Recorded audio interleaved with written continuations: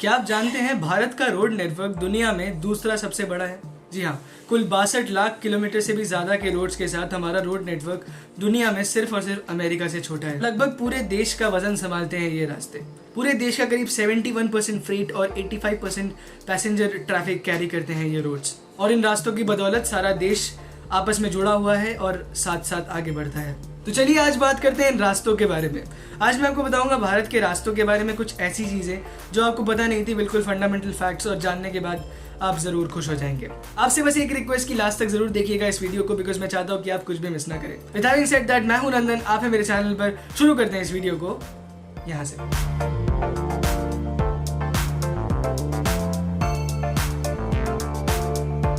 तो सबसे पहले हम शुरू करेंगे भारत के रास्तों की टोटल लेंथ से।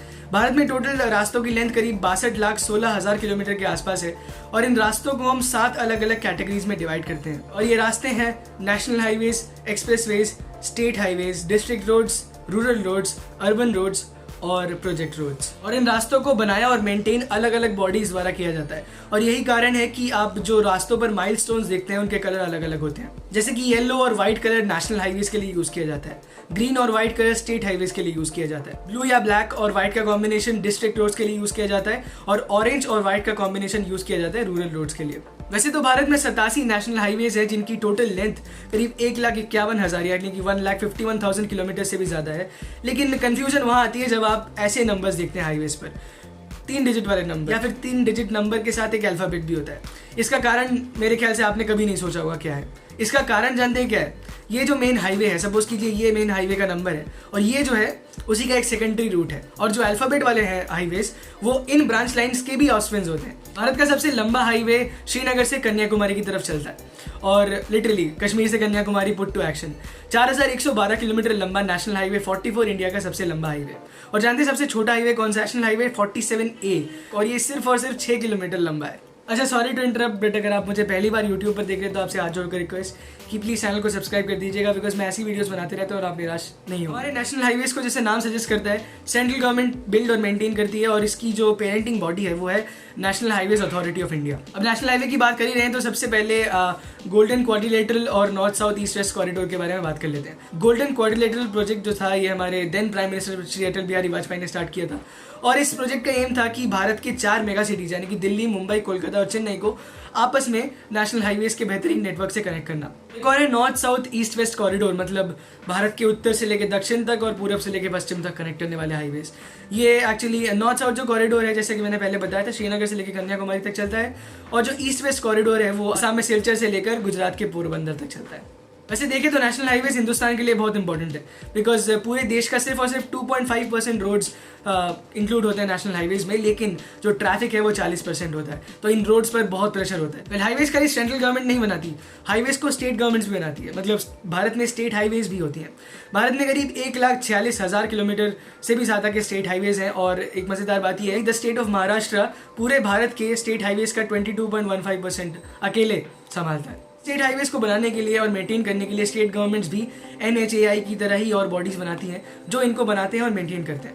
अब आएगा डिस्ट्रिक्ट रोड पर, तो डिस्ट्रिक्ट रोड्स जो होते हैं वो डिस्ट्रिक्ट के अंदर के इंपॉर्टेंट रोड्स होते हैं apart from national highways and state highways, और इन रोड्स को बनाया और मेंटेन किया जाता है बाय द जिला परिषद।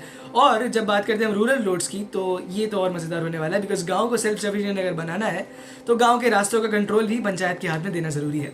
तो मतलब रूरल रोड्स जो होते हैं उनको बनाना और मेंटेन करना पंचायत के हाथ में होता है। और वैसे रूरल रोड्स नाम सुन के इतना सीरियसली नहीं ले रहे होंगे आप, लेकिन करीब भारत के 70% रास्ते ये गांव वाले रास्ते ही हैं और इनके लिए भी कई सारे अलग अलग प्रोजेक्ट चलाए जाते हैं ताकि इनको भी टाइम टू टाइम मॉडर्नाइज किया जा सके और पार पर लाया जा सके। एक और टाइप ऑफ रोड्स है जिसके बारे में अभी तक हमने बात नहीं किया और उनका नाम है गति मार्ग। नहीं समझे? एक्सप्रेसवेज भाई, एक्सप्रेसवेज। और अगर आप मुझसे पूछो कि भाई नेशनल हाईवेज और एक्सप्रेसवेज में डिफरेंस क्या है, मतलब दोनों ही इतने हाई प्रोफाइल रोड्स हैं, तो फिर इन दोनों में डिफरेंस क्या है? डिफरेंस है जो आपको शायद नहीं पता था। नेशनल हाईवेज और एक्सप्रेसवेज में यही डिफरेंस है कि एक्सप्रेसवेज जो होती हैं इनमें एक्सेस कंट्रोल सिस्टम का यूज़ किया जाता है, मतलब एक्सप्रेसवेज पर चढ़ने के लिए और वहाँ से उतरने के लिए अलग अलग रैंप्स या फिर स्लिप रोड्स बनाए जाते हैं जो नेशनल हाईवेज में नहीं होते। नेशनल हाईवेज में कहीं भी इंटरसेक्शन मिल सकता है, लेकिन एक्सप्रेसवेज जब बनाया जाता है तो उनको इस तरह से बनाया जाता है कि रास्तों पर अगर दूसरी गाड़ियां एंटर भी करें तो भी ट्रैफिक जो है वो डिस्टर्ब ना हो। इसे हम एक्सेस कंट्रोल टेक्निक बोलते हैं। और भारत में ज़रूर कुछ ऐसे एक्सप्रेसवेज हैं जो इस टेक्निक को यूज़ नहीं करते, लेकिन मोस्ट वाइडली यूज़ होने वाला टेक्निक एक्सेस कंट्रोल वाला टेक्निक ही है। और इस टेक्निक से क्या फ़ायदा होता है जानते हैं? इस टेक्निक से रास्तों पर एक्सीडेंट्स कम होते हैं, मतलब बिल्कुल इंटरसेक्शन पर जो एक्सीडेंट्स होते हैं उनको मिनिमाइज किया जा सकता है। और इस तरीके की एंट्री और एग्जिट होने से जो गाड़ियाँ उनकी स्पीड बढ़ती है और ये रास्ते बहुत चौड़े होते हैं, तो देश के इंफ्रास्ट्रक्चर के लिए भी बहुत बूस्ट होता है। बात करें तो भारत में इस वक्त 20 ऑपरेशनल एक्सप्रेसवेज हैं जिनकी टोटल लेंथ करीब 1728 किलोमीटर है। बहुत कम है ना? पूरे देश का सिर्फ 0.02% है, और ये बहुत अच्छी बात नहीं है। लेकिन एक अच्छी बात ये है कि भारत में एक्सप्रेसवेज को बनाने का बहुत और भी प्लान चल रहे हैं, लेकिन मैं उसके बारे में बताता हूँ अभी। भारत का सबसे पहला एक्सप्रेसवे जो था वो 2002 में बना मुंबई पुणे एक्सप्रेसवे है, जिसके बारे में आई होप सब जानते ही होंगे।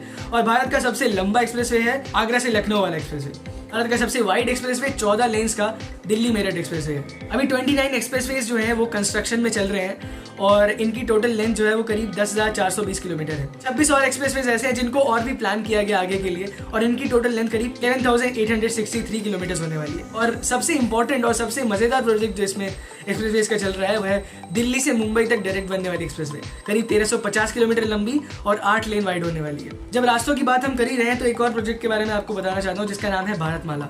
भारतमाला बहुत ही रिसेंटली एक इंट्रोड्यूस प्रोजेक्ट है। 2015 में मोदी गवर्नमेंट ने इसको इंट्रोड्यूस किया और ये बहुत ही एम्बिशियस प्रोजेक्ट है।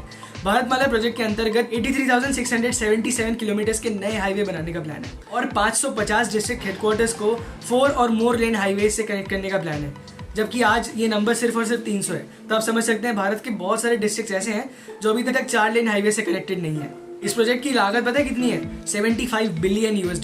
इसके अंतर्गत 8 नए एक्सप्रेसवेज भी बनाए जा रहे हैं और जो कॉरिडोर्स हैं उन्हें भी बहुत बढ़ाया जा रहा है। इस प्रोजेक्ट के माध्यम से सरकार देश में इंफ्रास्ट्रक्चर बढ़ा रही है और फॉरेन इन्वेस्टमेंट लाना चाहती है, और अभी तक का गवर्नमेंट फंडेड सबसे महंगा रोड प्रोजेक्ट है। और ये जब कंप्लीट हो जाएगा तो ज़रूर भारत के रास्तों की जो सिचुएशन है वो बहुत ही अलग होगी। एक और इम्पोर्टेंट चीज़ है जिसके बारे में बात करना चाहिए, वो ये है कि रास्तों में जो एक्सीडेंट्स होते हैं हिंदुस्तान सबसे ऊपर आता है इनमें। 2016 में स्टार्ट निकला था जिसके मुताबिक 2016 में ही करीब 3 लाख लोगों की एक्सीडेंट से मौत हुई थी रोड पर। तो ये एक बहुत सीरियस प्रॉब्लम है, एंड आई होप जैसे रास्ते इंप्रूव हो रहे हैं तो एक्सीडेंट्स के नंबर भी कम किए जाएंगे। Well I believe successive governments ने रास्तों को इम्प्रूव करने के लिए बहुत अच्छा काम किया है, एंड रास्ते जब तक इम्प्रूव नहीं होंगे तब तक देश में फॉरेन इन्वेस्टमेंट लाना भी बहुत मुश्किल है। आई होप आपको रास्तों के बारे में सब कुछ पता चल गया हो। तो अगर वीडियो पसंद आई तो लाइक ज़रूर कीजिएगा, और अगर कुछ नया जानने को मिला, कुछ नया सीखने को मिला, प्लीज़ दोस्तों से शेयर कीजिएगा ये वीडियो। अगर पहली बार चैनल पर आए थे तो ज़रूर सब्सक्राइब कर दीजिएगा, बिकॉज मैं ऐसी वीडियोज़ बनाते रहता हूँ, आप निराश नहीं होंगे। और जैसा भी आपकी जो थॉट्स हैं वो ज़रूर कमेंट सेक्शन में बताइए। दिस वाज मी नंदन, आप थे मेरे चैनल पर। Thanks for coming, thanks for watching. चलता हूँ, नमस्कार, जय हिंद, बाय।